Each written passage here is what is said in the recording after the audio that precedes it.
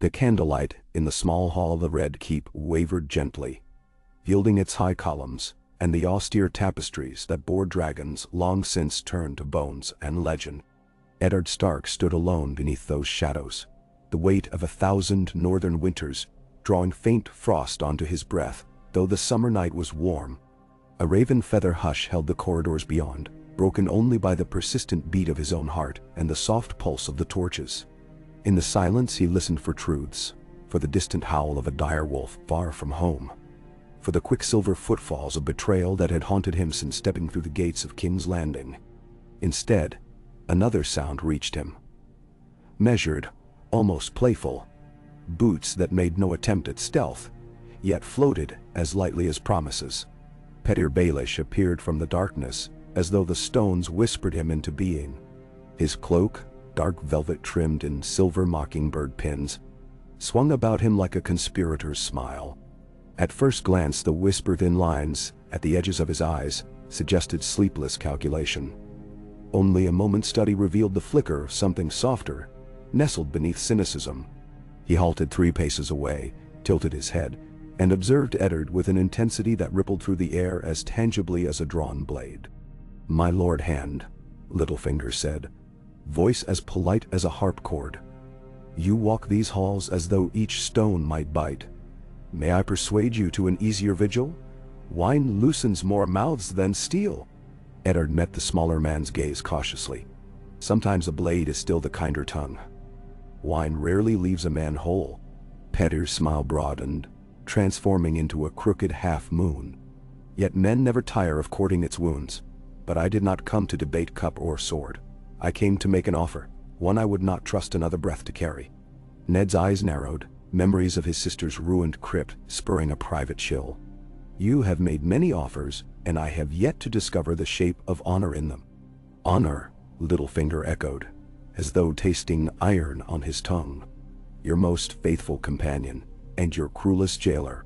But hear me, Eddard Stark. I have watched the vipers coil round this court. I have served the boiling kettles of their appetites, grown rich, skimming the scum from atop. I know which cup overflows next, who pours, who drinks, and who will choke. What I offer you is nothing less than sight, eyes sharper than any wolf's." Ned remained silent for a long heartbeat. The last time those mockingbird eyes had fixed upon him, they had belonged to a boy who sparred with Brandon for Catelyn's favor. But that boy had learned to duel with whispers instead of swords, and the cost of misjudging him might be his life, and the lives of his daughters. "You would serve the Starks?" Ned asked finally. "Against Lannister gold, against the spider's webs, against your own interests?" Petyr's expression softened, the sneer of the courtier retreating behind something almost earnest. "Once, I loved a girl with autumn in her hair and winter in her eyes. I lost her because I mistook bravery for strength and deception for power. I have waged war against absence ever since. Allow me, Lord Stark, to make amends in the only coin the realm treasures more than gold: secrets." Eddard exhaled through his nose. Trusting Baelish felt like clasping hands with a rattlesnake. Yet there was sincerity in that brittle confession, or the perfect mimicry of it. But if the viper wished to coil beneath the Stark banner, better to watch him there than in the dark. "If you betray me," Ned said, low as thunder rumbling across a northern pass, "no wall in this city will hold you from my wrath." "That," Littlefinger replied, bowing with a flourish, "is the sweetest binding oath a man could crave." So began the quiet forging of a compact that would alter the fate of the 7 kingdoms without a drop of blood spilled, at least at first. Petyr Baelish slipped from the small hall and spent the remainder of the night weaving fresh threads through a tapestry of spies. Washerwomen whose ears caught secrets amid lathered linens, poach boys whose wide eyes reflected conspiracies they could never name, scribes who inked ledgers with more truth than coin. Each received new instructions, subtle shifts in loyalty, small favors granted in the hand's name rather than the treasurer's. They spoke of it later in taverns as the night of turning leaves, because the promises had drifted down upon them like russet foliage, silent and inescapable. Come dawn, Baelish guided Lord Stark through passageways even the Kingsguard would hesitate to tread. They descended staircases no wider than a man's shoulders, illuminated only by the thin, hungry light of dawn seeping through murder holes. Dust lay thick on these steps, only spiders threaded the silence, yet Petyr moved with certainty, as if each web were a bookmark left by his curiosity. At length they emerged into a forgotten gallery, overlooking the White Sword Tower. Dawn gilded the tower's uppermost parapet, painting the pristine stone with color that would soon bleach away under the pitiless sun. From here Ned could see the Kingsguard changing the watch, their white cloaks snapping in the breeze like righteous banners. Yet further below, near stable doors, two squires traded a heavy purse. One wore Lannister crimson under his cloak. Petyr offered Ned a small glass fargay.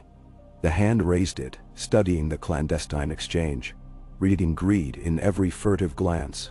When he lowered the lens, his face was stone. Gold shifts faster than virtue. Littlefinger murmured, leaning companionably beside him. But a master of whispers need not buy loyalty outright, only bargain with its price. I've taken the liberty of purchasing ears in those same stables for considerably less than the lion's stipend. Within a day, we shall know where that purse lands. Ned turned to him. And if it lands beneath the Queen's pillow, then you will have truth enough to bind her ambition or expose her before the king. Petyr's tone was matter-of-fact, yet excitement glimmered in his eyes.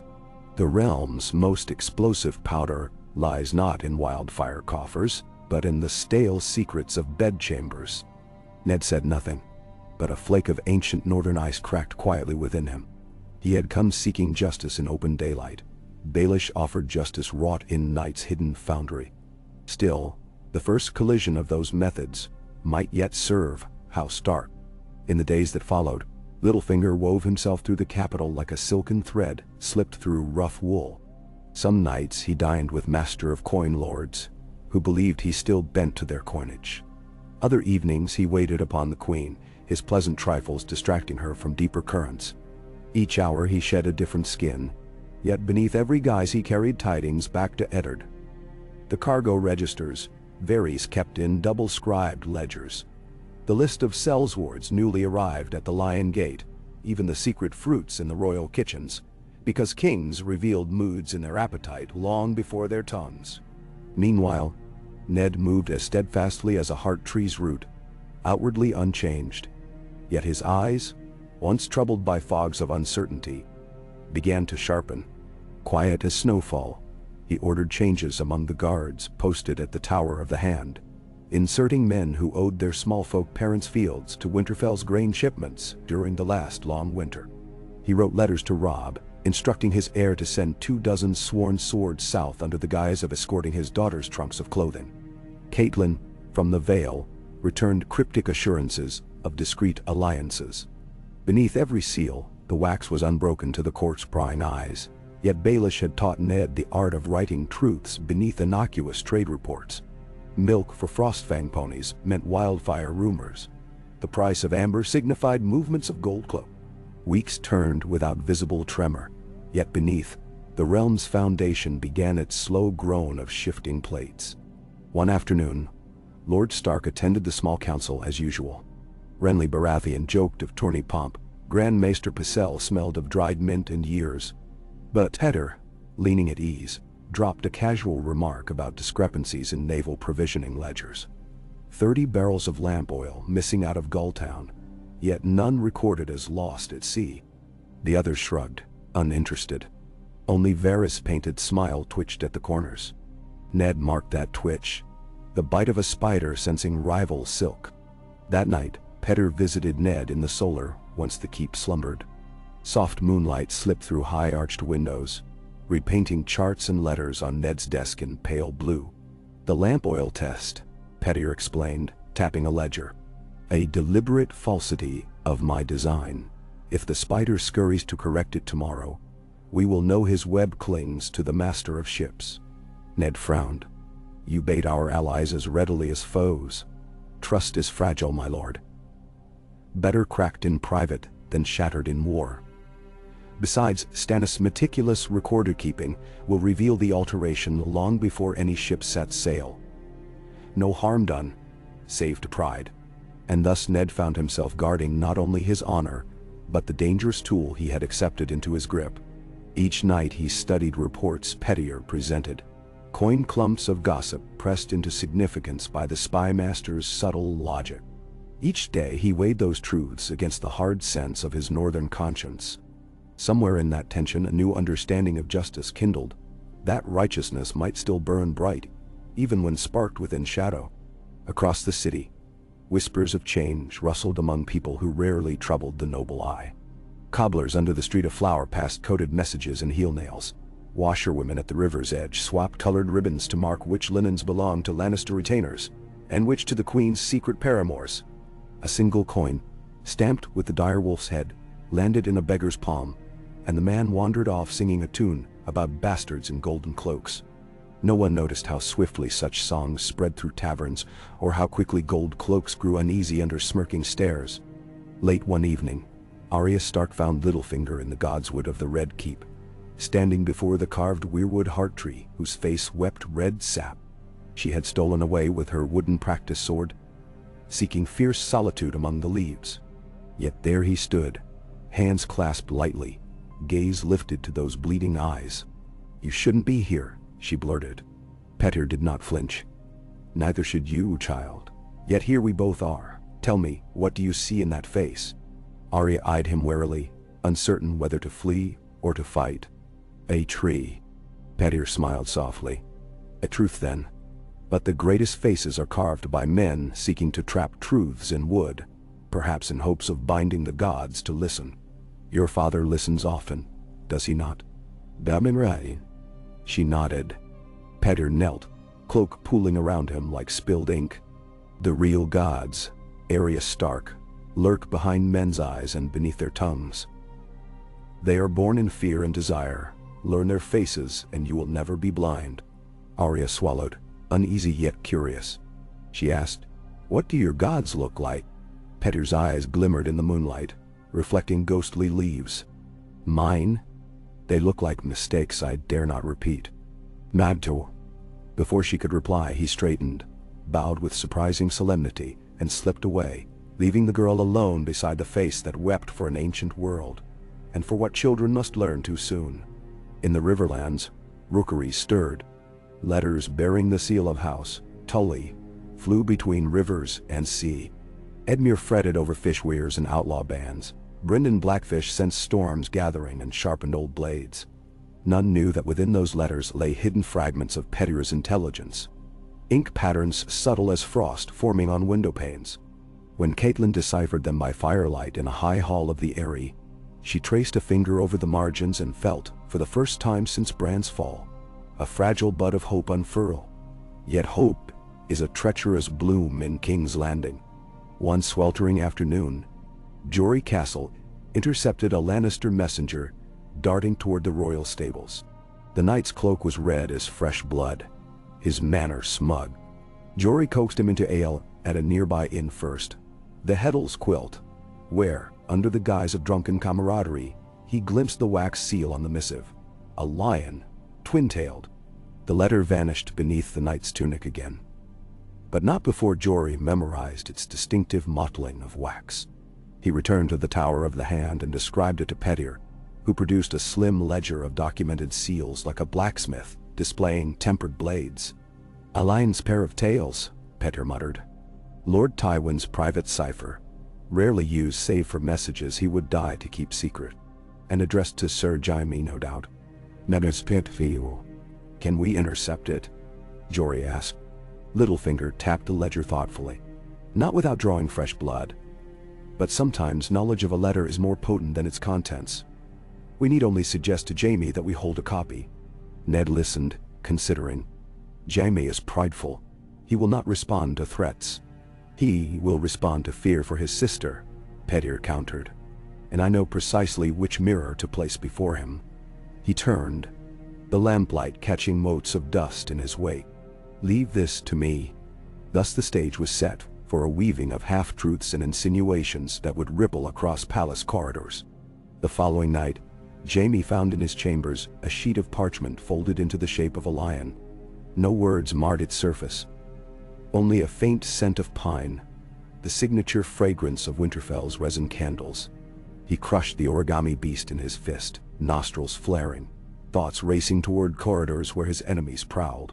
When he stalked from his room, sword hand tight upon his hilt, the eyes that followed him belonged not just to gold cloaks, but to common servants who slipped away and whispered northbound tidings. While Jaime seethed, Eddard received word from a dockside informant. A shipment of heavy barrels labeled for the city watch, though no such requisition existed in their books. Baelish led Ned through rotting planks over dark water, where a lone watchman lay trussed at his post. Alive, gagged, but panic written large in his eyes. Forced open, one barrel revealed thick emerald liquid smelling of cat piss and churned lightning. Wildfire.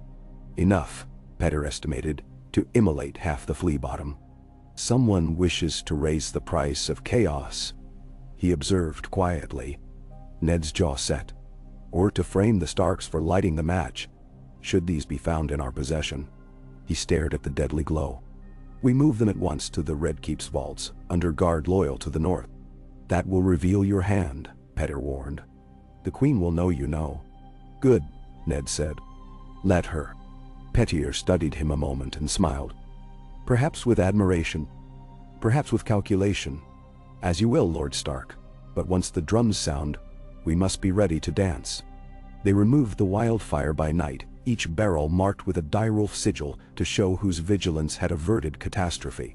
Rumor of the intervention spread faster than plague. By dawn, small folk prayed before crude carvings of gray wolves, begging the north to watch over their thatched hovels. The Queen's household reeled. Some servants slipped away toward Lannisport, fearing a reckoning. Varys, confronted with a disaster he had not foreseen, found his mastery of whispers challenged by a new melody thrumming through the capital, one of armored honor tempered by hidden claws. Yet in the quiet hours before sunrise, Littlefinger lingered in his modest manse overlooking the rush.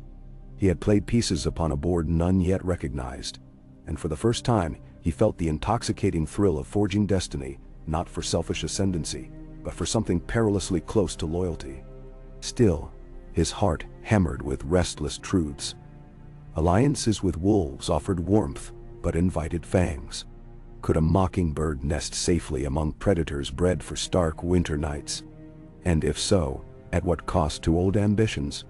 He pondered the question while twirling a Valyrian steel dagger, a keepsake from a wager long past, its pale blade kissed with ripples of shadow. In its mirror he saw his own eyes, bright and haunted. He set it down and unfurled a fresh parchment. Its heading bore no seal, only a single line of script. To Lysa, in confidence. His quill hovered. What to confess? What to conceal? He thought of Catelyn's laughter upon Riverrun's ramparts, the taste of ash that longing had left behind, the cold comfort of gold that had filled the hollow places. At last he wrote, "The board changes. Guard your son from promises in lion's garb.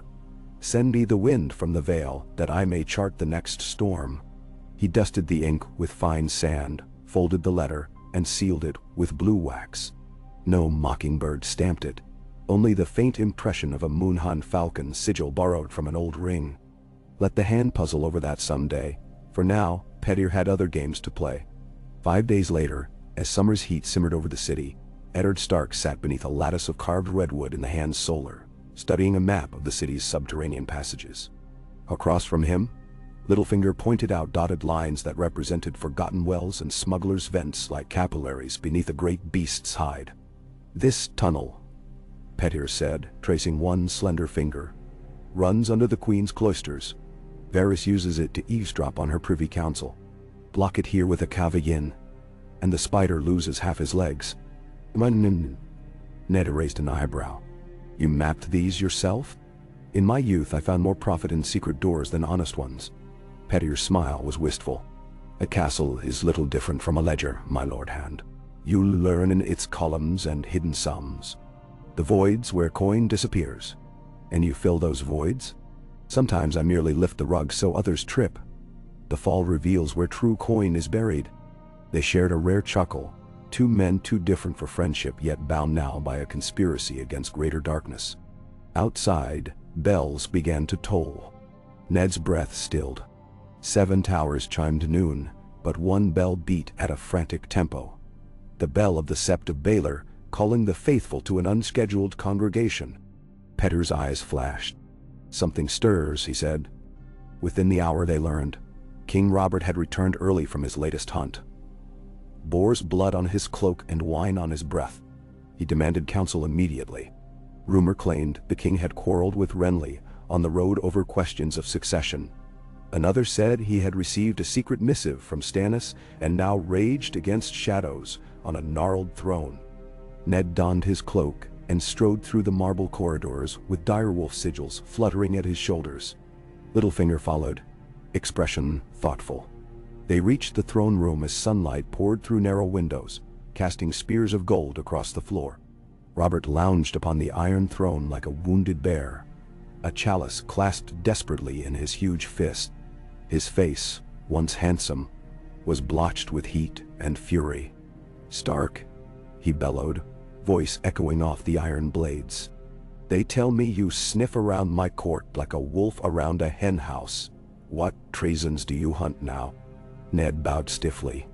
"The only treason I hunt is that which endangers your crown." Robert snorted. "My crown sits crooked because fools tug at it from all sides. My own brothers send me letters thick with counsel. My hand deals with whispers and wildfire. Speak plain, Ned." Before Ned could answer, Pettier stepped forward, bowing. "If I may, your grace, a word for your ear alone might spare us all the stench of scandal." Robert's bloodshot eyes narrowed. "Alone, you say? Why should I trust the little cockroach whispering in dark corners?" "Because," Pettier said quietly, "this cockroach has crawled places even the spider cannot weave, and what I found skulks closer than you think." Interest flickered across Robert's broad face, a king's curiosity struggling through wine fog. He waved the household guards away. Jaime lingered at the base of the throne, hand resting on the pommel of his sword. Robert grunted. "You too, Kingslayer. Out." Jaime's golden hair shimmered disdainfully, but he obeyed.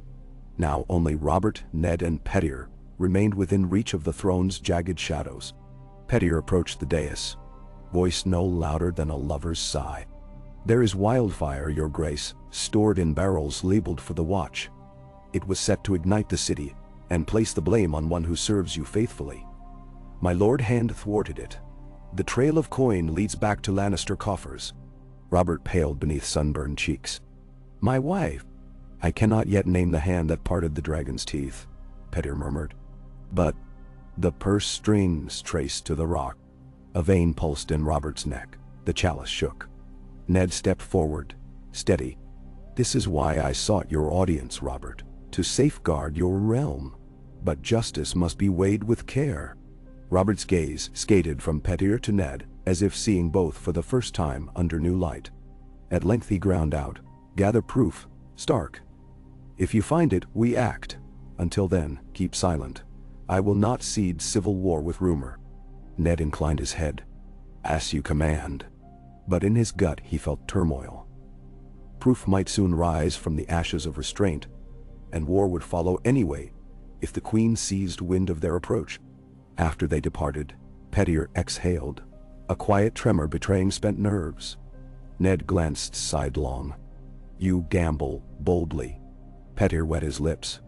"There is no modest wager worth making in King's Landing. But understand, my lord, we have nudged the first tile. The rest will topple faster than you, or I, can hope to guide." "Then we brace," Ned said, voice a hoarse whisper of northern wind. "And we pray the wall of falling tiles buries only our enemies." That night, as the moon rode high above the Red Keep's crimson parapets, Baelish convened with a circle of his chosen whisperers in the echoing wine cellars beneath the house of prayer. They gathered round a single candle stub, faces half lit and half devoured by shadow, bound by a new creed, loyalty to the direwolf above all. Pettier spoke to them of an age when wolves howled and kings listened, when honesty stalked the land on 4 white paws and deception cowered in caves. He told them that age could be born again, if they wielded truths like daggers and shame like poison. Elsewhere, Ned sat alone before an open window, the night wind stirring his gray-streaked hair. He read Sansa's latest letter from the castle schoolroom, giggling descriptions of court dances she longed to attend. He traced her looping script and wondered how ballroom candles would flicker when wildfire secrets set the world ablaze. In his mind, he weighed each piece in motion. Robert's temper, Cersei's cunning, Varys' sly patience, Petter's restless scheme, and he wondered if he had welcomed into his house a ghost from the past, or a champion of newfound honor. Beyond the walls, the black water lapped at stone pilings, whispering of deep currents unseen. A ship crept out of the harbor with sails furled, guided only by oars, dipped in silence. Aboard, a hooded figure clutched a crate of quills and sealed parchments, destined for Dorne, petals on the wind of conspiracy. No guard hailed them. Gold had paved the night's path. Dawn spread thin, watery light across the city. On the terrace outside the Tower of the Hand, Pettier stood waiting as Ned emerged, cheeks freshly washed, but eyes rimmed in sleepless red. The spymaster held a single sprig of winter roses, plucked from a northern garden, that lingered miraculously in the royal glasshouse. "For Lady Sansa," Pettier said, offering the sprig. A reminder that thorns prick even in gentle climates. Ned accepted it, fingertips brushing petals soft as first snowfall. "You court danger, Baelish." Pettier's smile was almost kind. "Danger courts us all, my lord. Best we lead the dance." And so they descended into a city where every word could be a rook, every glance a bishop, every silence the check of kings. Wolves and mockingbirds, so unlike, began to hunt in tandem beneath the same pale sky, unaware that far beyond, ravens already traced spirals over fields soon to drink the blood of men who never tasted honor nor betrayal. Only the iron flavor of fate. Through those restless hours, the realm breathed in the lull before storm. Banners hung limply, dirges slept in throats, and on the Iron Throne the echoes of Robert's laughter grew brittle as old bone. On the morrow, others would move their pieces, and Littlefinger, spymaster now to a house of winter, would decide whether loyalty was a leash or a ladder. For the moment, however, the capital seemed to hold its breath, and in that fragile pause, Pettier Baelish found himself gazing eastward to the rising sun, wondering whether even mockingbirds, once given reason, might learn the mournful song of wolves. Hey. Mist rolled in from Blackwater Bay, a thin silver veil drifting low beneath the sunrise, and softening the jagged angles of King's Landing. Fishermen spoke of it as a blessing, the promise of a cooler day. Others muttered of ghosts sneaking ashore. For Eddard Stark, it carried the tang of salt and rusted chains and the memory of northern mornings, when dawn spread over the wall like pale fire. He stood on a balcony outside the Tower of the Hand, boots braced upon damp stone, eyes turned north as if waiting for an answer from beyond the horizon. Only the city's muffled clamoring replied, vendors raising shutters, temple bells summoning dawn prayers, the distant clatter of practiced swords in the yard where Tommen swung at scarecrow dummies. Behind him the chambers woke in silence. Servants tread softly. Housen now chosen for loyalty rather than polish. They spoke in northern burrs, carried casks of well water, shooed out candle stubs. At the room's far table, Pettier Baelish bent over scattered parchment, each sheet dense with cipher, twists of merchant shorthand, sigils disguised as ink blots, miniature maps drawn in wine stains. He rubbed the stubble at his chin, an uncharacteristic disarray, and murmured to himself, calculating unseen ledgers of advantage. Ned returned inside, closing the balcony doors with a click. Pettier straightened, gathering quills like daggers. "The spider anticipated our cave-in," he said without greeting. "Ravens left the rookery 2 hours past. One to Casterly Rock, another to the Free Cities, Tyrosh by the wind's drift." Ned's brow furrowed. What message? Unknown. The rookery master thought them routine, but Varys flies white ravens only for grave tidings. Pettier's fingers traced an arc across parchment, stopping at an inked illustration of a tunnel below the Queen's crypt apartments. He lost his listening post. So he warns allies we closed one ear. He'll open another. Ned glanced at the closed door to ensure privacy, then spoke low. Can we risk another countermove while Robert sits on a temper ready to ignite? Pettier smiled thinly. Risk is our coin now. Spend it wisely or lose it by theft. A knock cut short further counsel. Jory Castle entered. Sword belted, expression storm set. Lord Stark, riders come from the north gate. Your men from Winterfell. They arrived at first light. Ned's shoulders loosened. How many? 24, as commanded. Sir Roderick leads.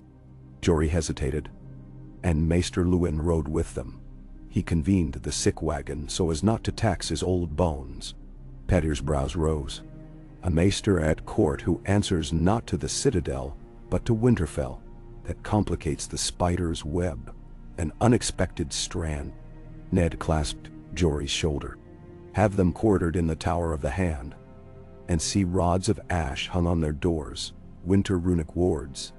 Let every spy who passes know wolves guard their own. When the hall quieted again, Pettier tapped another parchment. While you swell your ranks, the Queen will muster hers.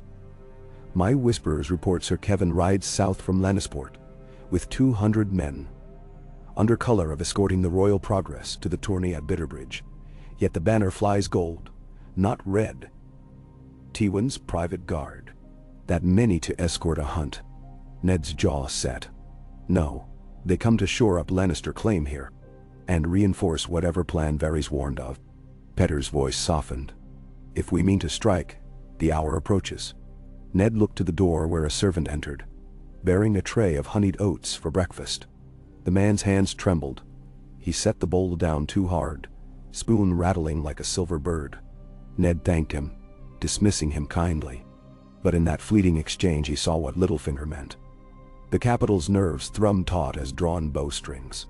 Delay might pull them past breaking. He paced to the center of the chamber. Winter rose still fresh upon his mantle, Pettier's gift for Sansa Day. If Robert refuses to act on rumor, we must turn rumor into certainty. He raised his head, meeting Baelish's gaze. Bring me proof of Joffrey's parentage. Something so undeniable the king must confront it. Pettier blinked, then lowered his voice beneath a conspirator's hush. There is proof, flesh and blood in the belly of the realm. But prying it from the queen's cage invites slaughter.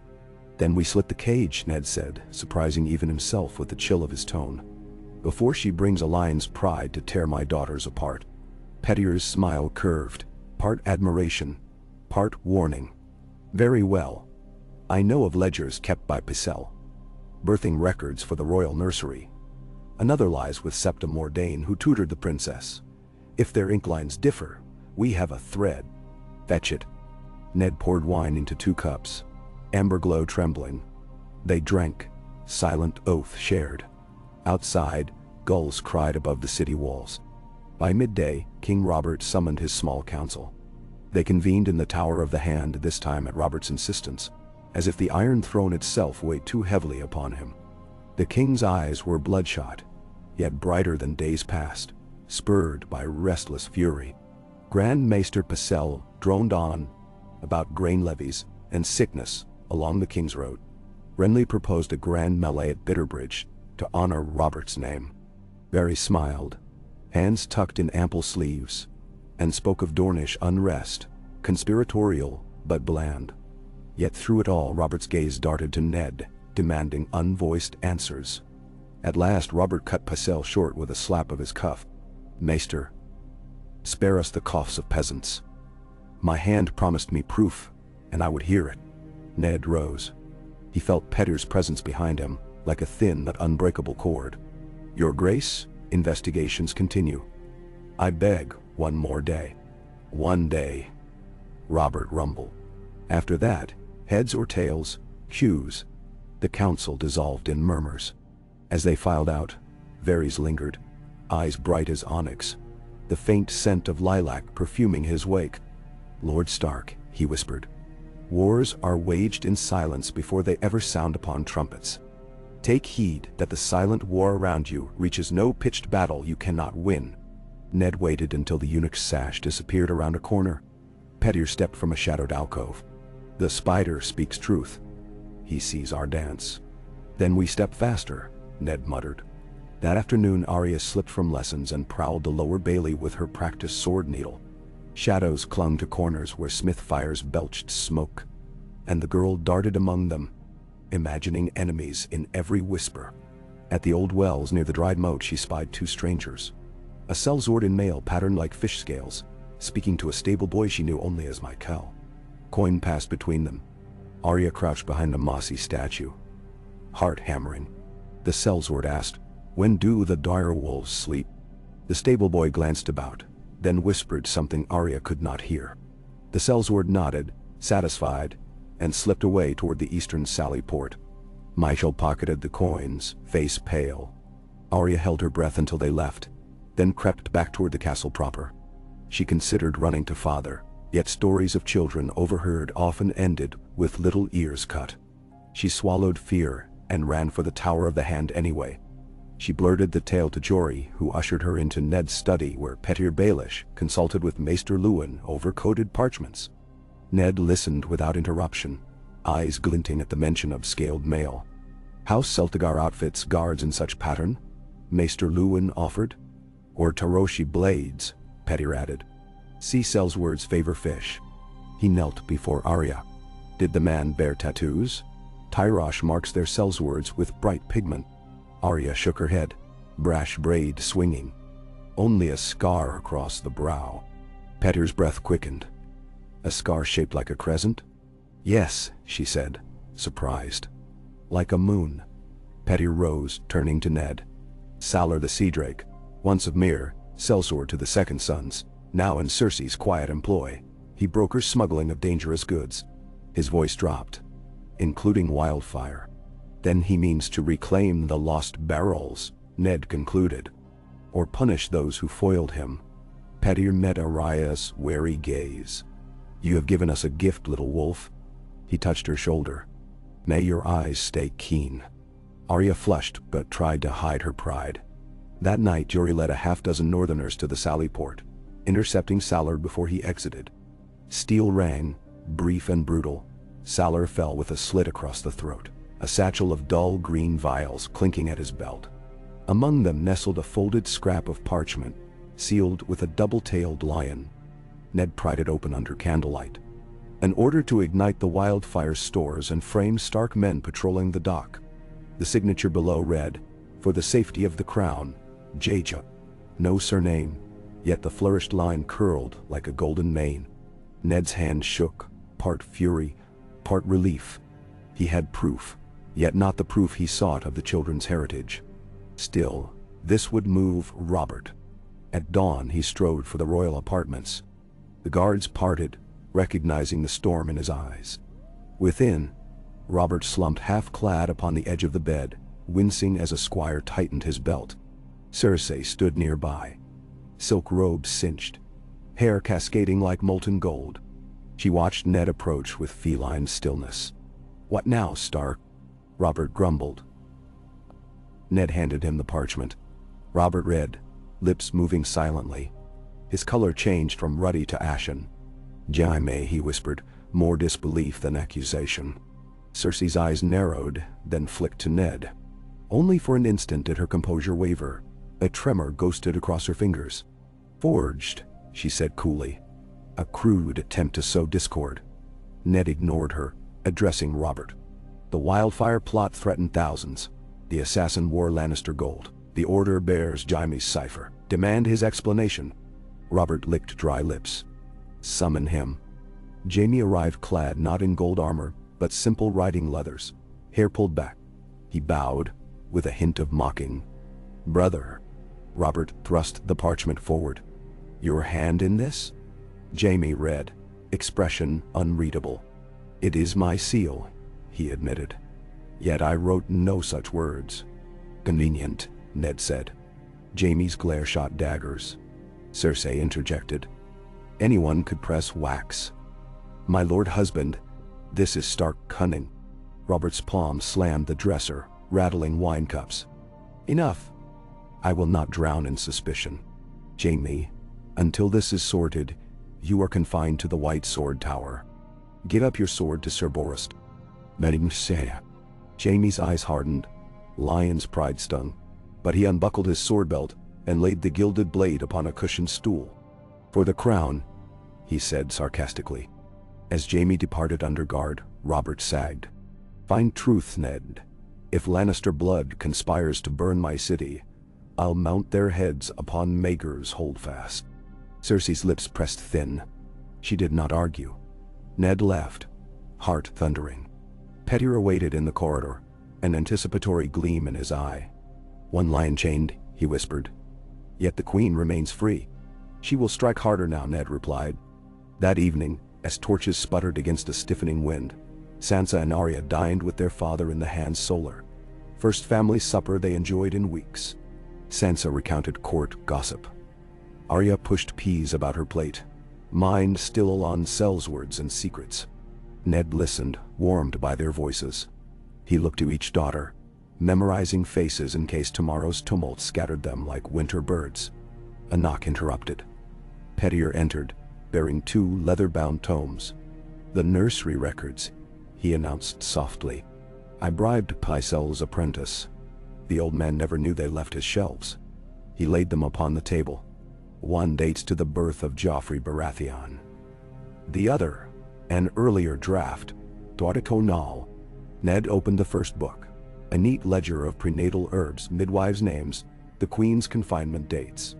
Joffrey's entry recorded hair gold spun at birth, eyes emerald bright.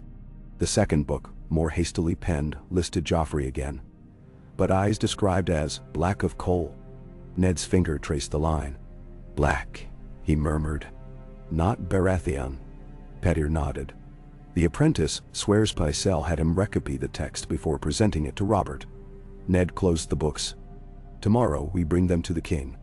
That same night, Cersei met Varys in a candlelit corridor, behind a sapet.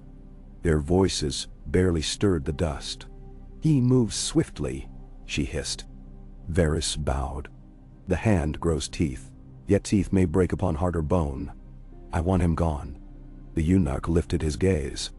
Powerful eyes watch, your grace. Remove Stark wrongly, and the realm rebels. Better to disarm him. His children, perhaps. She smiled cruelly. Varys' own smile faltered. Such blood turns kingdoms to ashes. A petty wildfire failed then. She swept away, leaving the spider in uneasy silence. Elsewhere, Renly Baratheon whispered with Sir Loras Tyrell on a balcony. They spoke of roses and thrones, of what might blossom if storms scattered the court's brittle branches. My brother wields the hammer, Renly said. But Ned Stark shapes the anvil. Before long their blows will fall upon the Lannisters. When that day comes, Highgarden must stand ready to claim the crown. Nasim? At first light, Pettyr instructed his whisperers to spread a rumor. The king will judge treason by noon. It ran through markets ahead of the sun. Crowds filled the steps of the great sept of Baelor, expecting heads to roll. Among them, Cersei's loyal knights moved like fish in murky water. Ned escorted his daughters to the manse of Lord Arryn's widow, trusting her old love for his house. Then, with Maester Luwin carrying the nursery ledgers, he walked to the throne room. Pettyr and Jory flanked him. Stark men formed a corridor through kneeling courtiers. Robert slouched upon the throne, arms crossed. Jaime, guarded, stood to one side. Cersei sat upon a lesser seat, emerald silk sweeping round her ankles like poisoned grass. Ned bowed. Your Grace, I present evidence of falsified records. He signaled Luwin to step forward. The maester opened the copies, trembling. But before he could speak, Pycelle hobbled forth, beard trembling. Your Grace, I fear this maester intrudes upon duties not his. Those books are sacred to the Citadel. Their theft is a crime. Monsieur Nibinaro. Cersei's gaze glittered. Ned addressed the king. Robert, compare the hand. Let the letters prove themselves. Robert motioned. Luwin handed the volumes to Sir Barristan, who approached the dais. The old knight examined them, expression taut. The inks differ. One line's black, the other brown with age. Parchment scraped and rewritten here. He pointed. Robert stood, fists on hips. Cersei, how answer you? The queen's voice carried across the hall. Smooth as lie. Forgery. Stark vengeance for Jaime's arrest. Pycelle guards my children's records. He swears they never left his care. Damneh. Pycelle nodded vigorously.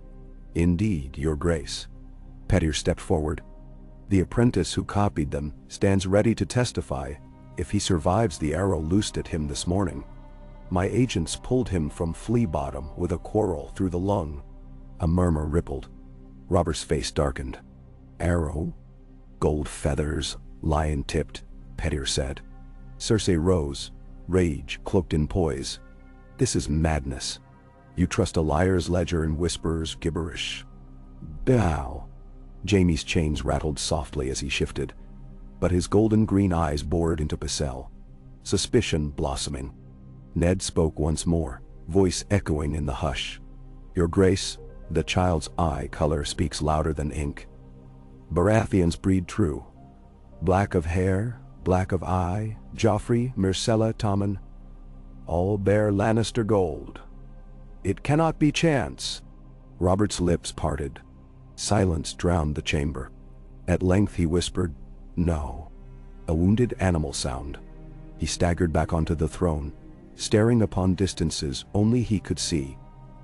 The memory of Lyanna, of Ned's promise, of honor betrayed again. Cersei advanced a step. Robert. He flinched as if struck. Slowly he looked at her, and in his eyes flickered loathing. Did you think me blind, or just drunk? He raised a shaking hand. Take her. The words never finished. From the rafters a crossbow twanged. A bolt hissed, drove deep into Robert's shoulder. He roared, sprawling. Chaos exploded. Cersei screamed, not in grief but command. Gold cloaks hidden among the gallery drew swords. Stark men surged. Petyr yelled, protect the king. Jory clashed with a crimson-clad knight. Steel rang. Ser Barristan threw himself before Robert, shield raised. Ned knelt beside his friend, blood-flooding tunic.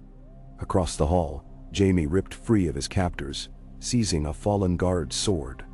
Yet instead of striking Stark men, he whirled, carving a path toward the shooters in the rafters. His blade flashed, severing rope. A crossbowman plummeted, smashing marble. Cersei bolted for a side door. Petyr lunged, catching her wrist. She raked nails, drawing blood, but he held fast. For the realm, he hissed, twisting her arm behind her back. She snarled, lashes wild. Varys emerged from shadows. How he had slipped away none saw. He knelt beside Robert. Your grace, hold still. Pycelle fussed with trembling hands, calling for leeches even as blood spurted. Ned pressed cloth to the wound. Give him milk of the poppy. He glared at Pycelle. No. The Grand Maester flinched and obeyed, fumbling vials. Meanwhile, Renly's green armor flashed as he drew his sword, rallying Tyrell guards who had attended. They formed a shield wall before the throne, containing the skirmish. Gold cloaks threw down arms, uncertain of command. Outside, bells rang alarm. City watch rushed from all quarters. Within 10 breaths, the throne room stank of sweat, blood, and burning oil where a toppled brazier scorched the tapestries. Finally, under Barristan's booming orders, the melee ceased. Robert sagged, breathing ragged. Pycelle's crude bandage slowed the bleeding, but the bolt remained lodged. Get me to my chambers, he gasped. Stark and Tyrell guards bore him away on a litter. Jaime wiped his blade, eyes fixed on Cersei still twisted in Petyr's grasp. Sister, he murmured, voice heavy. What have you done? She spat at his feet. Saved our children. Jaime's gaze hardened. Something within him cracked. Renly addressed Ned. Until the king heals, the realm needs order. The council must meet at once. Petyr released Cersei to Stark men. Ned nodded. Jory. See her confined to Maegor's tower. No one in or out. As they escorted the queen away, her voice echoed. I will see you all burn. In the king's chambers, Robert shuddered upon clean linens. The Grand Maester probed the wound, yet the bolts had barbed too deeply. By torchlight, Leuven prepared a thin-bladed knife. Ned knelt. "Brother," Robert whispered. "If I die, you will not." "Listen," he rasped, blood flecking his beard. "You were right. Joff, not mine, make John heir, write it, quick." Ned closed his eyes against tears. "I will. But you'll sign it yourself when you recover." Robert tried to laugh. It choked. Pain convulsed him. They poured poppy in his mouth. He drifted. Petyr stood in the corner, face unreadable. When Maester Lewin nodded that the king slept, Petyr whispered, "The throne is a storm void now. If Robert does not wake, Stannis will claim it, and he will not brook a wolf spymaster." "Nodder." Ned exhaled. "Then we ensure Robert wakes, and if not, truth still must rule." Renly burst in. "Stark, Tyrell scouts sight Kevin's host 2 leagues out. They march full pace." Ned cursed. "They know." Renly's eyes gleamed with ambition barely restrained. "If Stannis marches too, civil war comes. I would sooner a younger Baratheon take the crown, with friends among Reach and North." Ned studied him. "You ask me to forsake lawful succession. I ask you to save the realm from Stannis' iron justice and Lannister revenge." Renly's voice dropped. "With your daughter betrothed to Loras, Stark might rule beside a kinder king." Petyr watched, fascinated. Ned shook his head. "I will not play at crowns before Robert's body is cold." "Then you may lose all when the lions storm this city," Renly snapped, turning on heel. After he left, Petyr approached Ned, lowering his tone. "You'll need allies whichever king rises. The City Watch can tip the scales, but their loyalty is priced." "Median?" Ned remembered how Jon Arryn once warned, "Only the honor of one's cloak stands between power and chaos." He stared at Petyr. "Purchase them then, in gold and oaths to justice." "Use my seal." Petyr bowed. "As you command, Lord Regent." Outside the city walls, dust clouds of Kevin's hosted darkened the highway. At their head rode Sir Kevan Lannister, stern jaw set, envoy of Tywin's will. They bore no siege engines, only swift horses and heavy purses. Gold could sway gates as surely as rams. Inside, Varys met secretly with Grand Maester Pycelle. "The realm teeters," Varys sighed. Pycelle dabbed sweat. "Lannister coin would steady it," the old man muttered. Varys' smile never reached his eyes. "Or topple it forever." Throughout the day, Robert hovered between sleep and agony. Ned penned letters, to Stannis summoning him to court, to Winterfell instructing Robb to ready defenses, to the Eyrie asking Lysa to send the Knights of the Vale for honor's sake. Petyr's scribes duplicated copies in varying cipher, some to mislead interceptors. In Maegor's tower, Cersei paced her gilded cage. She spoke to Tommen and Myrcella through barred windows, cooing reassurance. Joffrey, however, stood apart, hands clenched. When his mother tried to stroke his hair, he flinched. "They say I'm not the king's son," he hissed. Cersei knelt, voice soft as velvet-sheathed steel. "You are mine, and blood of the lion rules." She pressed his hand. "When the time comes, roar." That evening, Petyr convened with Janos Slynt, commander of the City Watch, in a dockside brothel. Gold changed hands. "Wear your cloaks for Stark tonight," Baelish promised, "and tomorrow you'll command tenfold your weight in dragons." Janos smirked, fat fingers closing about coin. At midnight, Arya slipped from Arryn House and stalked alley roofs to the Red Keep. She watched gold cloaks file across yard squares, pairs splitting to the gates. Something in their posture disquieted her. They turned eyes away from Stark banners. She sprinted through secret cracks, eventually bursting into her father's solar where Petyr and Ned reviewed maps. She recited what she saw. Petyr's face paled. "Gold bends to heavier purse," he murmured. Ned looked at him sharply. "You paid Slynt." "I did," Petyr said, voice strained. "But someone outbid me." "Tywin's coffers," Ned whispered. A horn blared, alarm. Torchlight flickered on ramparts. Stark men drew swords. From the west gate, gold cloaks swarmed inward, seizing northern sentries. In the courtyard, Janos Slint bellowed, "For the realm! Arrest the traitor Ned Stark!" Peter's eyes met Ned's. A moment's sorrow. "I misjudged which master he serves. I am sorry." He drew a thin blade. "But I remain yours." They raced into the corridor as chaos erupted. Northern guards locked shields, fending off city watch. Somewhere deeper, bells tolled again. Baylor wore bell this time. Servants shrieked. Torches fell, smoke billowing. Ned's mind whirled. Daughters scattered, Robert wounded, lions at gate. He turned to Petter. "Get Sansa and Arya to the river. Jory will escort." Petter nodded without hesitation. Ned descended the stairs with Jory and a wedge of steel-clad northerners to secure the king. At Robert's chamber they found Sir Barristan fending off gold cloaks who attempted to bar his way. "My king requires his hand." Selmy roared. Blades clashed. Ned joined, cutting a path. Inside, Robert moaned, feverish. Pycelle cowered. Ned thrust the old man aside and checked the wound, burning hot. Poison had crept. Someone replaced the salve with a tincture of basilisk blood. Ned turned on Pycelle, rage volcanic. "What did you give him?" The Grand Maester trembled, but before he could speak, Varys appeared from the bed's shadow. "Not he," the spider said grimly. "The vial he fetched was switched by another." His eyes glinted. "We have been played. Help me move him," Ned commanded. Together they lifted Robert onto a litter. Barristan covered withdrawal, while Jory's men parted throngs. Down corridors they stumbled, Robert delirious. At a turning they met Jaime, sword bloody but gaze steady. He looked upon the king, pale and gasping. And for an instant sorrow cracked the Kingslayer's mask. He sheathed his blade.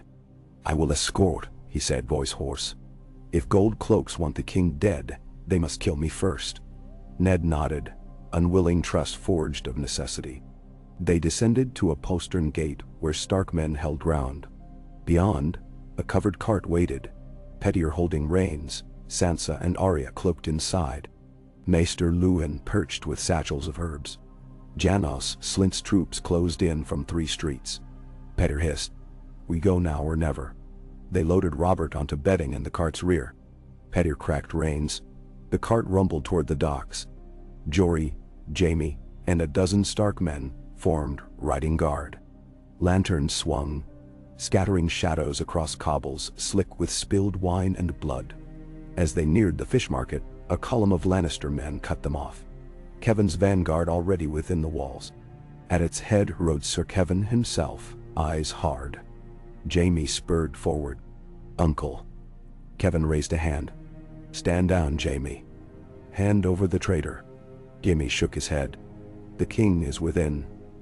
Let him pass." Kevin's gaze shifted to Ned. "You hold the crown hostage, Stark." "I save it," Ned replied. From alleys poured more gold cloak. Janos Slint strode among them. "Seize them," he roared. Blades flashed. Jory Castle's horse reared. He hacked left and right. Jaime fought his kin. Kevin urged men on. Pettier wheeled the cart about, but archers loosed. 2 arrows thudded into Robert's chest. The king jerked, then stilled. Sansa screamed. Arya drew needle, eyes blazing. Ned vaulted from saddle onto the cart, yanking arrows free though futile. Blood welled dark. "Robert," he cried. The king's eyes fluttered, lips moving. Ned bent close. "Lyanna, promise me." The words faded. Robert Baratheon, breaker of sieges, hunter of boars, died in a fish-reeking alley while the realm burned around him. Time slowed. Ned felt a howl rise but tamped it to ice.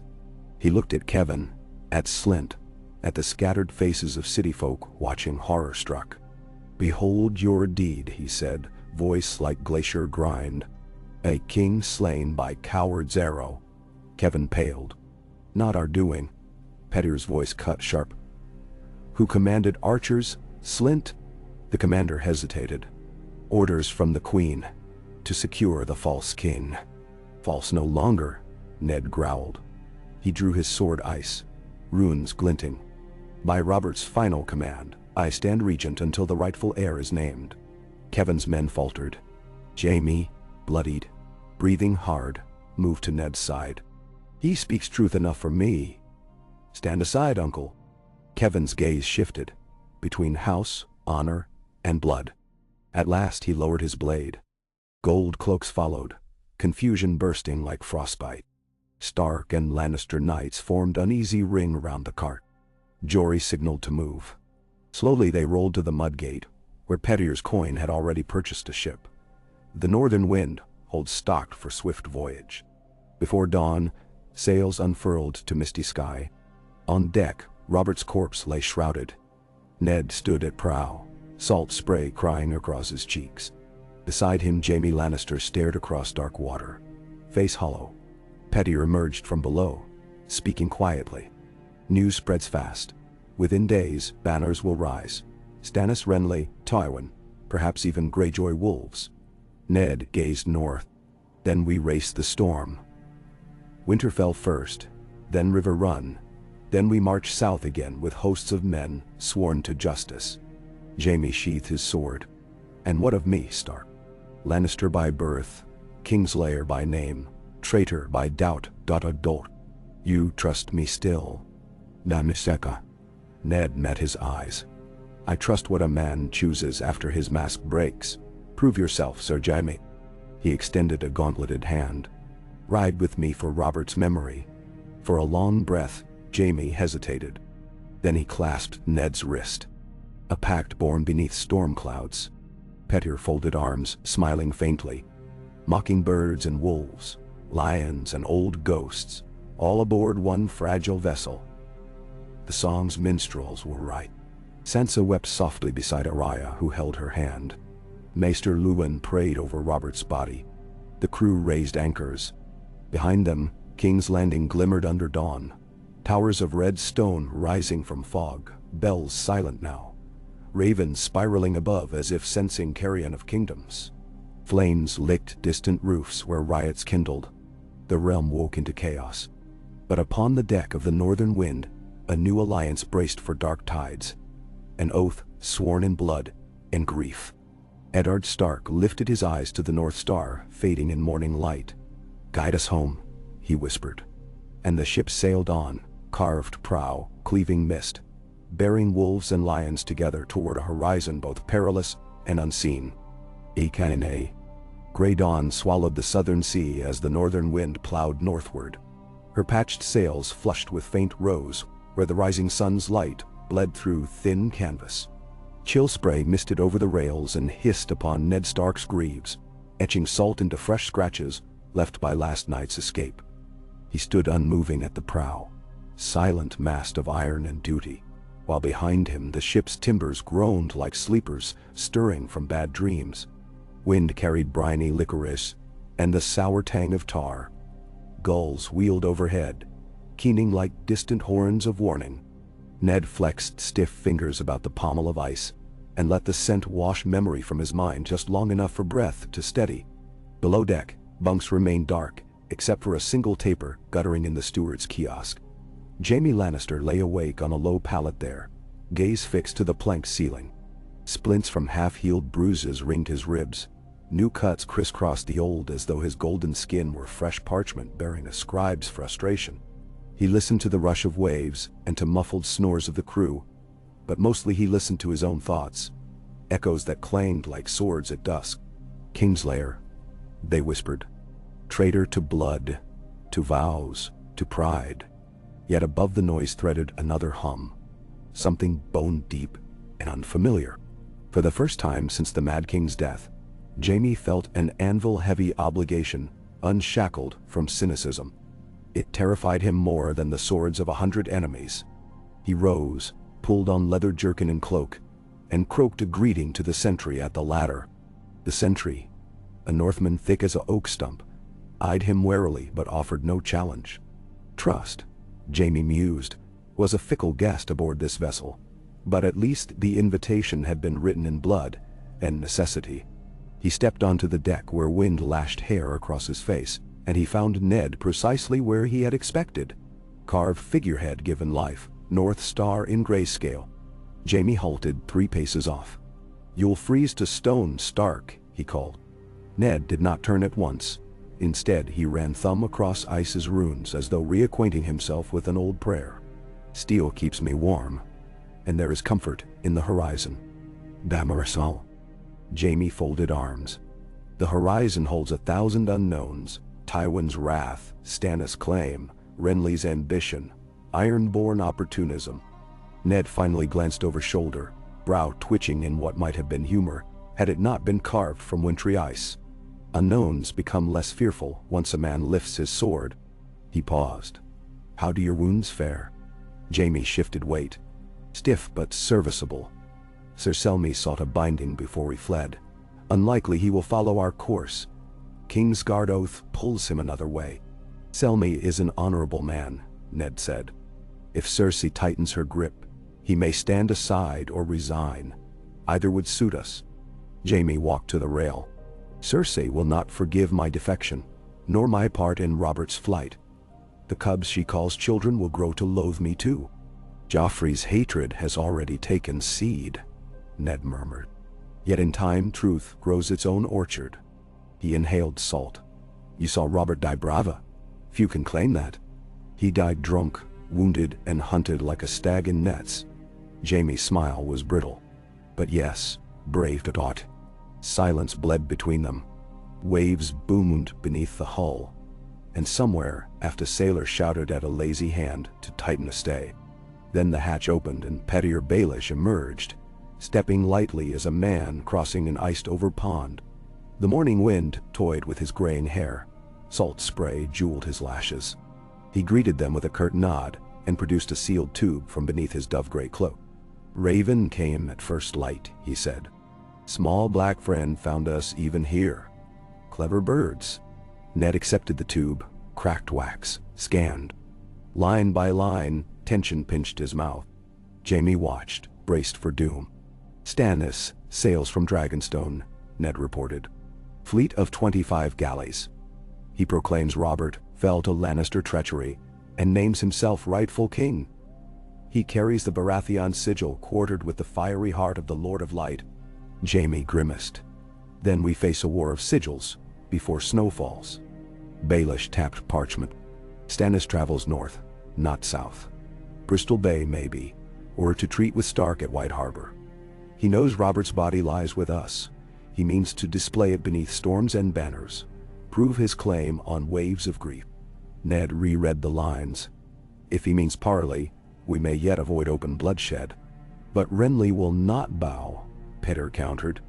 The Tyrell host already shadows his procession across the Reach. And Tywin marches east with half the Westerlands.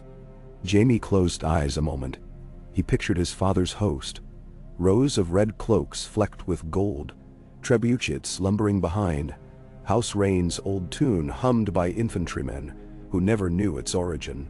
Tywin seldom marched disorderly. He moved like a guillotine. Pettier stepped to the stern rail, voice quiet. We should strategize, Lord Stark. Swift ravens to River Run and the Erie. Offer Cat's sister the wardenship of the East if she rides. Promise Edmure leases along the Trident. Bind them before Tywin buys them with coin. Bassine. Lysa distrusts anyone not of Arryn blood, Ned cautioned. As for Edmure, he values honor above land. He will side with us for family. Pettier half smiled. Family and honor, noble currency, but not always accepted at market. He tucked parchment away. I'll pen letters regardless. A shout rose from Crow's Nest. Sail to starboard. Ned and Jaime squinted into glare. Far off, a black silhouette heaved against the horizon. A war galley with square sail striped orange and teal. Baelish hissed through teeth. Daroshi paint. Corsairs, Jaime said. Cell sails smell turmoil. Or Cersei's hirelings, Ned muttered. Rouse the ship. Orders rippled. Crew scrambled to rotate yardarms, catch fuller wind. The northern wind was no warship. Her hull shallow for speed, but she lacked rams or catapults. Archers lined the rail, stringing shortbows strung with waxed sinew. Among them, Arya Stark wedged herself in gap, needle at waist. Eyes bright. Captain Thorin, grizzled and one-eyed, shouted bearings. The Tyroshi vessel gained. Painted eyes glared from her prow. Oars dipped, froth foamed.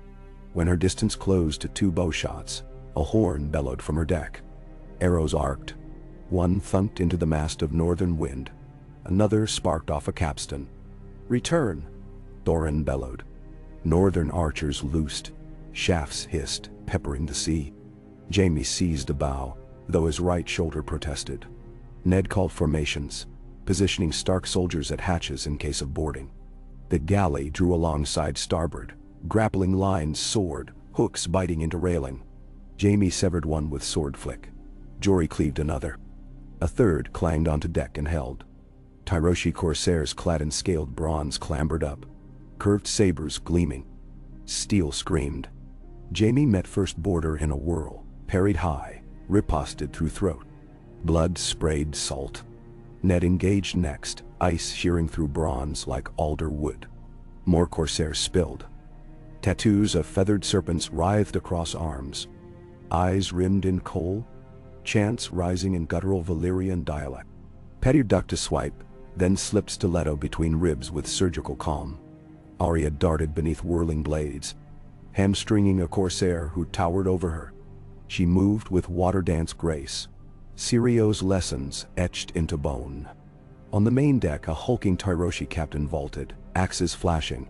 He hammered at Jaime, who parried but staggered under brute force. Ned lunged. Axemen pivoted, axes crossing against ice. Sparks flew. Jaime exploited opening, thrust dagger into armpit seam. The captain roared, stumbled, toppled over rail into frothing wake. Seeing leader fall, corsairs faltered. Crew of Northern Wind rallied, pushing intruders back. One by one, corsairs leapt to their ship, hacking ropes free. Sheared lines whipped. The galley veered, sails catching wind to flee. Thorin roared victory. Cheers rose. But deck lay slick with crimson. 2 Northmen bled out. Luwin knelt to one, whispering last rites. Arya pressed cloth to a forearm gash, cheeks pale but eyes afire. Ned wiped blade, scanning horizon until the galley became a dwindling blot. Why would Tyroshi attack a lone merchant ship, he mused. Baelish approached, breathing hard. Tyroshi rarely risked casualties, unless promised rich reward. He glanced at Arya. A Stark hostage could pay a kingdom's ransom. Ned's stomach clenched. He pulled daughter close, whispering praise and silent vow of better guard. Jaime leaned on rail, shoulder bleeding anew. If cell sails hunt us, ravens travel faster. We must assume our route known. Agreed, Ned said. We alter course for Sisterton. From there overland to White Harbor, under Reeswell escort. Baelish's brow arched. A rough detour through Wolf's Wood and bogs. Better wolves and bogs than Tywin's iron. Ned looked at Arya. Go below. Have Maester Luwin look at your arm. She opened lips to protest. One stern glance changed her mind. She scampered down hatch. Jaime folded arms. Sisterton lies near Gulltown. We may encounter Arryn banners. Not all knights there worship Lannister gold. Pettyr smiled slyly. Indeed, and some worship theirs truly. My lady Lysa. His smile faded to thought. I must craft messages for gulls as well as ravens. The deck bustled with repairs. Pitch heating, sailcloth patching arrow holes. By afternoon, wind freshened from northwest. Temperature fell. Sansa joined Arya by the rail, eyes wide as snow geese skimmed waves. She held a small wooden box, the last of her ladyship treasures saved from King's Landing. And inside nestled the winter rose Pettyr had given Ned. She brushed petals as though drawing courage from their chill defiance. Far behind, King's Landing smoldered beneath twin fires of grief and ambition. Cersei Lannister ascended the Iron Throne, not as queen but as regent to her son, though Joffrey's coronation remained days off. She convened the small council inside a hall heavy with incense to mask odor of recent slaughter. Ser Meryn Trant and Sandor Clegane flanked her dais, talons unsheathed. Grand Maester Pycelle droned that ravens to Storm's End went unanswered. Stannis sailed north. Varys, robes rustling like moth wings, delivered tidings. The Northern Wind escaped. Robert's corpse Aberrad. Jaime vanished with traitors. Cersei's lips curved. Kingslayer has lost his nerve. Very well. He's a problem for later. She studied Varys. Have the gold cloaks found Slint? Varys bowed. Lord Janos sailed at dusk. Destination Bravos. He claimed urgent business, but we found chests of coin missing from the watch's treasury. Cersei's nails scraped throne arm. Baelish coin, she hissed. That fox turns on me. She signaled. Sir Meryn. Issue bounty. 10,000 dragons for Baelish's head, 20 for Stark's. Alive? Meryn asked. Pieces suffice, he answered. Pycelle raised tremulous finger. Your Grace, perhaps parley with Tywin first.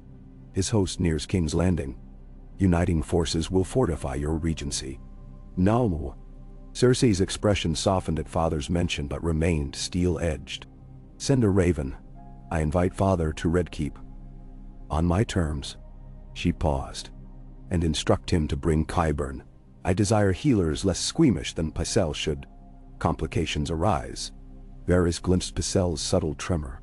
The eunuch bowed again. It shall be done. When council dismissed, Cersei retreated to her bedchamber where Tommen clutched a stuffed lion, and Myrcella braided her doll's hair. Cersei kissed their brows, smoothing fear from their faces with whispered promises. The lions rule, the lions protect. Later, alone, she stood at mirror, tracing bruise on wrist left by Petter's grip. Memory stoked fury. She called for quills and drafted letters, one to Euron Greyjoy mentioning crowns lost in storm, another to the Dornish prince reminding him of sweet Myrcella's handfast bargain.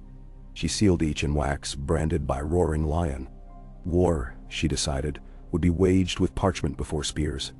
And when spears must fly, she would not blink. 3 days out of Sisterton, northern wind reached the northern currents where water churned dark as quenched steel. Fog unfurled each dusk like ghostly curtains, and chill bit deeper. Ned ordered extra watches. Jaime drilled with Stark soldiers on quarterdeck. At first they traded jibes, but soon grudging respect grew. Jaime taught them southern sword dance. They taught him axe blocks and shield rushes. Below, Maester Luwin tended Robert's body. He packed incisions with fresh pine needles soaked in vinegar to delay decay until they reached Winterfell's crypt or Storm's End, whichever Ned chose for burial. Each night he lit a candle and recited homilies none aboard fully knew. To the old gods, to the seven, to the countless drowned souls of sailors. On the fourth dawn, Sisterton's gray cliffs loomed, jagged stairs descending from rookeries where gannets screeched. Fisherfolk hoisted nets, staring curious at the crestless ship. Thorin guided her into narrow cove, sails furled. Dockhands tied lines, waves slapped pilings like prison doors. Ned disembarked first, hood up, flanked by Jaime, Pettier, Arya, and a half-score Stark guards. Sansa stayed aboard with Luwin. Ned paid coin for pack horses and rough-spun cloaks to suit fishermen. They loaded Robert's shrouded body into a wain blanketed by coarse flax, disguised as grain sacks. By midday they rode from Sisterton, slipping into stone hedge path that wound through stunted pines and bog-reed flats. Travel proved arduous. Rains swept, turning track to slime. More than once wheels sank, men strained to lift them. Jaime and Jory consulted maps, choosing deer tracks over known roads to evade Lannister outriders, rumored near Gulltown. They slept beneath oilskin tarps, building smokeless fires of peat. Pettier scribbled night letters by dying embers. Missives coded so intricately that even spiders might snare themselves. Arya practiced needle before dawn, copying advances she glimpsed in Jaime's drills. On the sixth day, they approached an abandoned tower known to locals as Fogwatch Keep. Once signal post against Ironborn raids, now crumbling host to moss and ravens. Ned ordered halt. Men erected lean-tos within its courtyard ruins. Jaime and Pettier surveyed vantage. From here, gullies branched to 3 valleys, one north to Three Sisters Ferry, one west down Snake's Tooth Gorge, one east that curved along the bluffs toward Gulltown. Ned convened council inside Tower's roofless hall. Rain dripped through shattered rafters. They crouched around lantern on overturned barrel. Scouts report errand riders near Snake's Tooth, Jory said. Blue falcon on white. Liza's men, Petter added. Likely hunting brigands but may prove allies if we parley. We cannot risk arranged meet, Jaime argued. They behold me. Lannister. They'll skewer first. Question later. Ned steepled fingers. Then I ride with Jory and Maester Luwin carrying Robert's seal. Lysa owes debts to both our houses. Petter's lips curled ironically. Lady Lysa owes debts to fear alone, but she respects birth. Show her Robert's body. She might believe our truth. Jaime leaned forward. I go too. Proof of Lannister schism may ease suspicion. Or provoke blood, Jory warned. Some riverlords lost kin to the mountain years past. Lannister faces stir ghosts. Silence fell. Rain pattered stones. Ned made decision. He, Jaime, and a small guard would ride west at dawn with a letter for Lysa.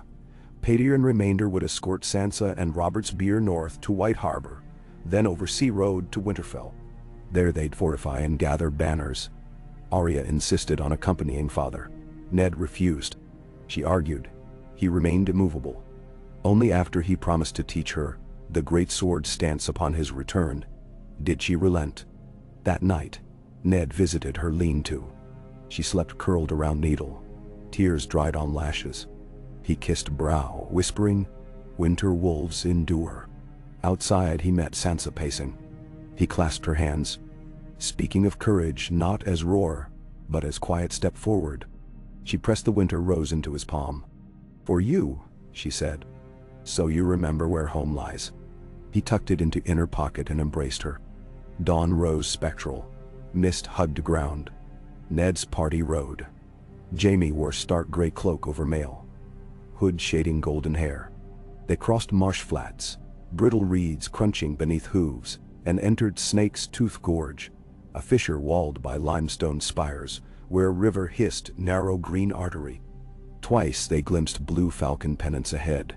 Mid-morning they entered clearing dominated by standing stones carved with runic falcons. Errand riders emerged, lances leveled. Their leader, Sir Morton Wainwood, eyed them. Names and business. Ned lowered hood. "Lord Stark, formerly hand to King Robert. I seek audience with Lady Arryn. The realm fractures. We bear words and witness." Wainwood's gaze sharpened at Jaime. "And this?" "Jaime Lannister," Ned said. "He stands with Lord Stark under truce of justice." Murmurs swept ranks. Wainwood deliberated, then signaled. Riders encircled party. "You will lay down arms and follow to the gates of the moon. Any attempt at escape, you'll bleed the gorge." Ned sheathed ice, offering hilt forward as token. Jaime reluctantly surrendered sword. They mounted again. Escorted up limestone pass that zigzagged toward Vale. The climb took hours through thunderclouds seething over peaks. At dusk, they reached the gates of the moon, lower stronghold before the Eyrie. Porter hailed. Gates creaked. Inside courtyard lanterns flared, revealing banners rain-drenched. Servants led them to modest hearth hall. There Ned found Lysa Arryn seated. Son Robin at her side clutching stuffed falcon. Lysa's eyes, blue as frosted glass, fixed on Ned, then darted to Jaime, widening with alarm. "Why bring the Kingslayer to my door?" "To bring truth," Ned said. He produced sealed letter. She snatched, broke wax, scanned, face whitened.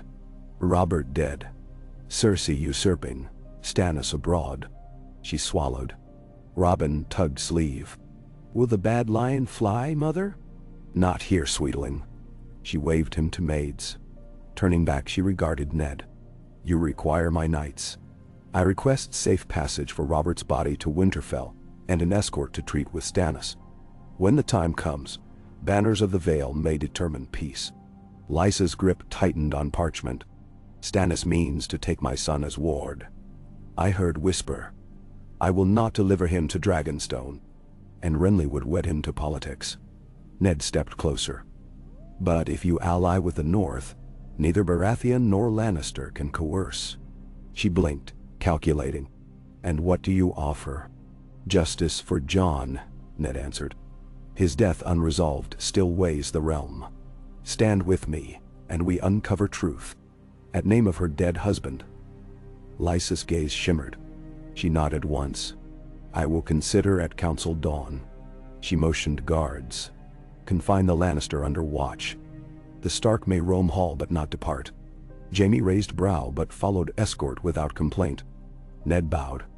Until morn. That night Ned sat by window overlooking Moonfleck Trail snaking toward the Erie's distant torchlights. He pondered heavy chessboard of power. Blackfish at River Run. Greyjoy sails restless. Tywin nearing capital. Tyrell roses coiling. And in deep north, rumblings beyond the wall reached his dreams. Cold winds stirring dead leaves. He clutched winter rose, inhaled faint fragrance reminding of Godswood snows and wolf song. The world, he thought, has tilted, and all kingdoms roll like dice across frost-slick board. Yet even dice obey unseen hands. Back at Fogwatch, Petty orchestrated swift departure. He assigned Sir Desmond to command rearguard, bribed local fisherfolk for skiffs to ferry beer, across marshy channels to a timber road seldom patrolled. Sansa rode in covered wain with Luwin, reciting northern legends to calm nerves. Arya disguised herself in cabin boy garb, riding astride rangy mare she named Ghostskin. The journey north proved less perilous. Storms cleared, revealing ripening constellations. One eve they camped beneath Old Heart Tree, whose white bark flaked like shedding skin. Pettier approached that face after dusk, alone. Torch in hand reflected red sap tears. He whispered, confession of sins, old and new. Betrayals, ambitions, an unvoiced longing for redemption no coin could purchase. Leaves rustled though wind lay still.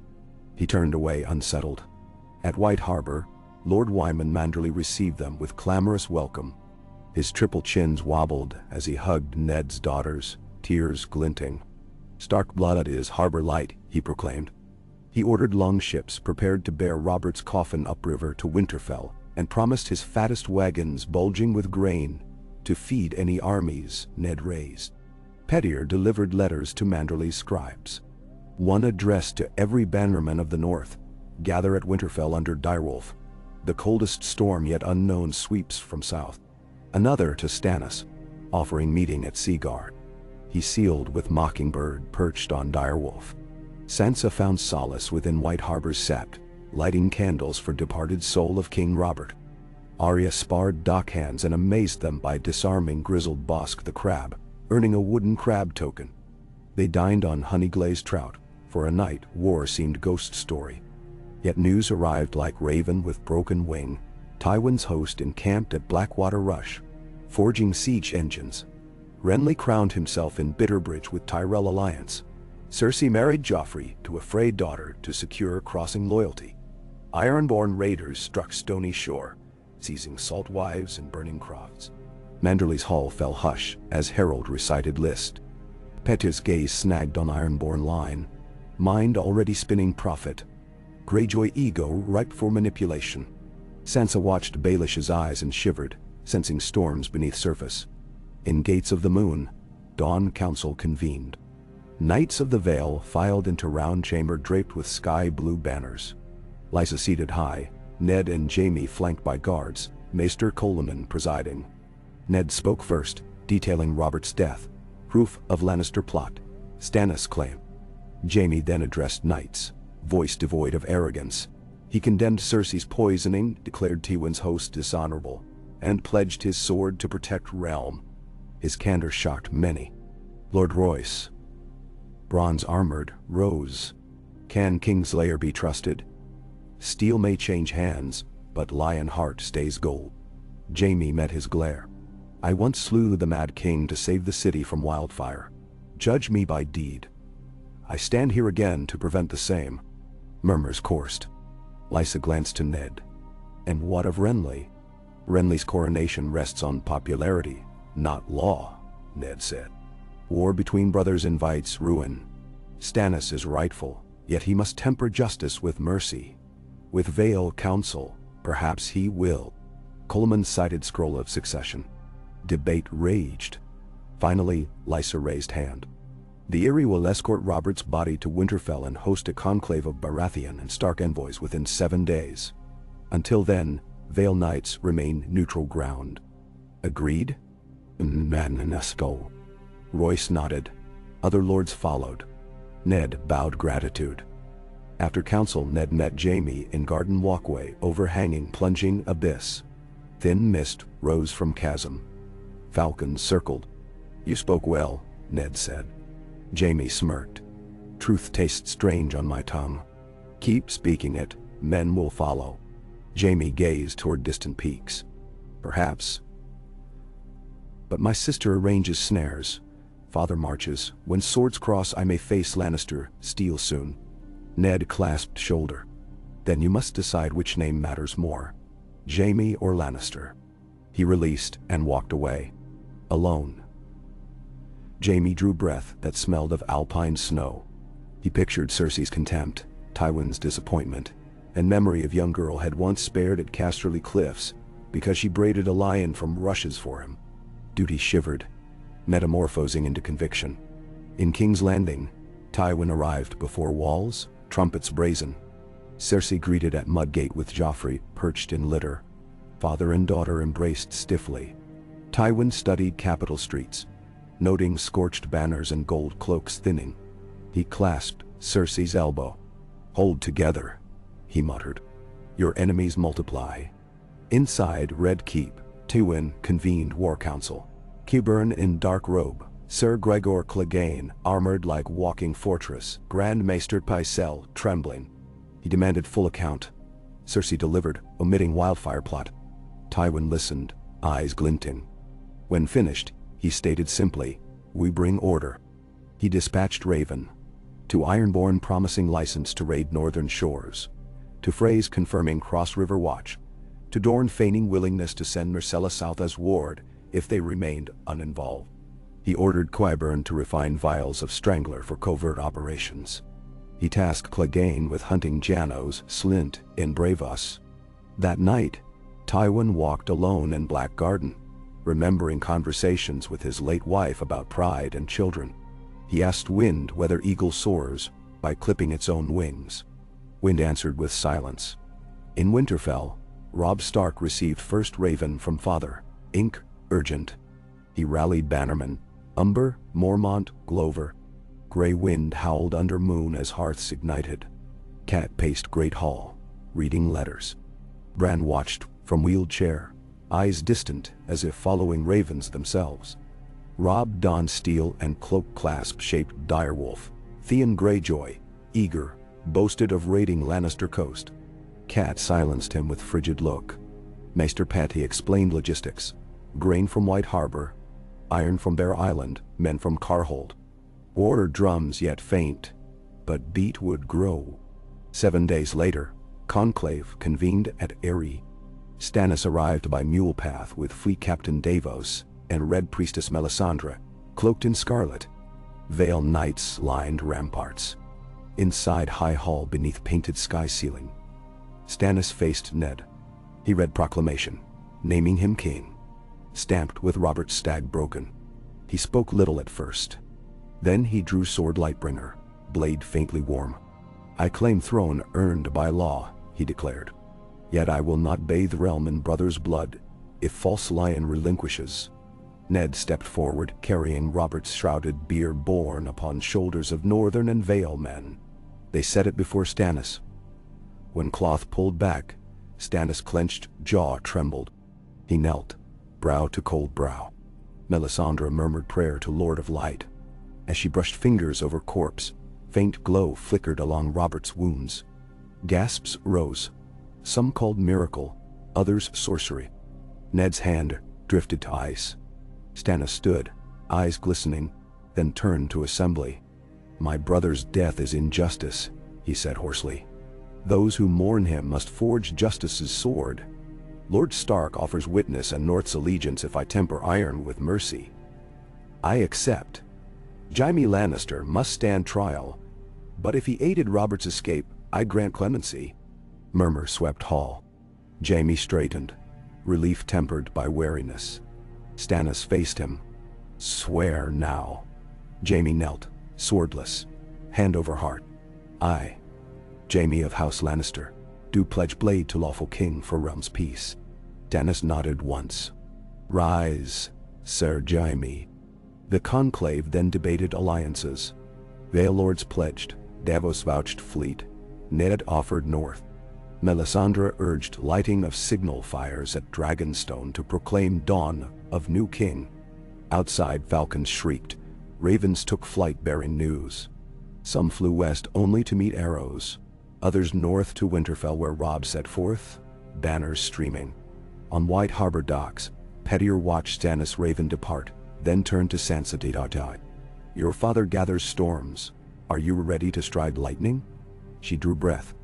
I will do my duty. He smiled. Duty may tether, or it may gild. He produced a small pouch. Inside, 3 smooth stones engraved with mockingbird, direwolf, and crowned stag. Place them in pockets of those you would sway. Symbols speak louder than tongues. Sansa studied the stones. For first time she felt weight not of childhood's gowns but of fate's loom calling her weaver. She pocketed them. That night, under moted starlight, Pettyr penned final letter. To Tywin. In it, he feigned regret over misunderstanding, hinted at secret route to seize Vale, if Tywin granted him Lord Paramountcy of the Trident. He sanded ink, but before sealing he paused. Quill hovering. A memory of Catelyn's laughter in River Run rose. Her words echoing, "There is no bargain for honor, Pettyr." He set Quill down, tore letter, feeding pieces to Brazier. Flames crackled, devouring lies unborn. He whispered, "Some ladders climb down." Weeks later, camps converged on fields outside Maidenpool for grand parley. Banner stag, falcon, direwolf, and roaring lion, tattered by journey. Stannis rode at vanguard, scarlet comet standard snapping. Tywin's army arrayed opposite like red wall. Renly's green host watched perched on southern slopes. Storm thrummed in silver clouds overhead. Envoys advanced. Ned for Stannis, Lord Tarly for Renly, Tyrion Lannister for his father, though Tywin kept him leashed under wary eye. Dialogue began. Demands, accusations, offers of marriage alliances, restitutions. Words soared like eagles yet threatened to dive as hawks. Then, across battlefield strode unexpected figure. Jaime Lannister, armored in plain steel, lacking family crest. He addressed Tywin, voice carrying. "Father, the oath I now bear binds against this war.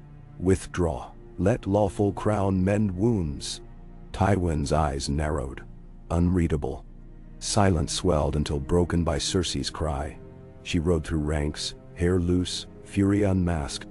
"Traitor!" she shrieked. Bowmen raised strings. Tywin lifted hand, halting them. He regarded daughter, then son, then wide tableau of clashing destinies. Pride warred with calculus. At that moment heavens cracked, thunder boomed. Lightning forking behind Stannis illuminated field in stark relief. Melisandre raised torch, flames fanned, reflecting off thousands of helms. Whisper passed. Omen. Tywin's stare lingered on Ned, old rivals frozen in mutual recognition of cost. Slowly he wheeled horse. "We withdraw to Harrenhal," he announced. For parley's sake. His host began orderly retreat. Cersei screamed protest. He ignored. Renly's banners fluttered uncertain. Tarly advised caution. Highgarden men loved pageantry, not slaughter. Renly announced he would consider Stannis' claim if guarantee of reach autonomy given. Negotiations reopened. Ned exhaled, shoulders sagging. Jaime lowered sword, relief flickering. Stannis remained rigid, but Davos whispered, and King nodded. Across field Pettyr watched from hidden knoll. Pleased lines bent rather than broke. Yet he knew war's appetite not sated, appetite only postponed. Ravens awaited new commands. Winterfell prepared. Snow dusted ramparts. Cat stood atop wall alongside 3 new faces. Lady Mage Mormont, an Umber Scion, and Wyman's son Wylus. They discussed defense versus southern incursion, and whispers of White Walkers beyond the wall. Cat's eyes drifted to God's Wood where Bran prayed. ravens perched above him in unnatural stillness. Inside library, Rob studied battle maps while Theon teased Rickon with walnut boats. Shaggy Dog snarled. Gray Wind barked. Peace uneasy but present. Night fell. Northern lights shimmered across sky like curtain of emerald flames. In courtyard, Ned's party arrived through gate. Robert's coffin, draped in black Baratheon stag, crossing gray dire wolf. Rob ran. Father and son embraced, tears hidden in furs. Cat joined, nestling into Ned's arms. Brief respite before next storm. Over coming days, Robert lying in Winterfell's crypt among kings of North signified union of stag and wolf in death.